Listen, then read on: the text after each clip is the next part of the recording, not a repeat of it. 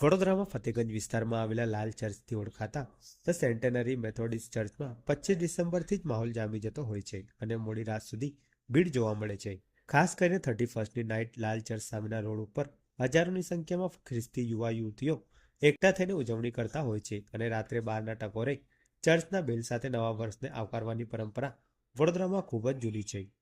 વડોદરામાં ફતેગંજ વિસ્તારમાં આવેલા લાલ ચર્ચથી ઓળખાતા ધ સેન્ટેનરી મેથોડિસ્ટ ચર્ચમાં ડેકોરેશન સાથે સજાવવામાં આવ્યું છે. ખ્રિસ્તી ધર્મના લોકો નવા વર્ષની શરૂઆત પ્રભુ ઈસુના જન્મદિવસથી કરતા હોય છે. આ પર્વ દરમિયાન લોકો પોતાના ઘર અને દેવળોને જુદી જુદી લાઇટો, સ્ટાર, ક્રિસમસ ટ્રી, કબાટ વગેરેથી સજાવતા હોય છે. આ સાથે કેટલાક લોકો સાન્તાક્લોઝ બનીને બાળકો, પરિવારજનો અને જરૂરિયાતમંદોને નાની મોટી ભેટ સોગાદ આપતા હોય છે. આ વખતે પણ ખ્રિસ્તી ધર્મના લોકોમાં અનેરો ઉત્સાહ જોવા મળી રહ્યો છે અને વડોદરાના ફતેગંજ ખાતે આવેલા લાલ ચર્ચમાં ભવ્ય ડેકોરેશન તેમજ ચર્ચને રોશનીથી શણગારવામાં આવ્યો છે.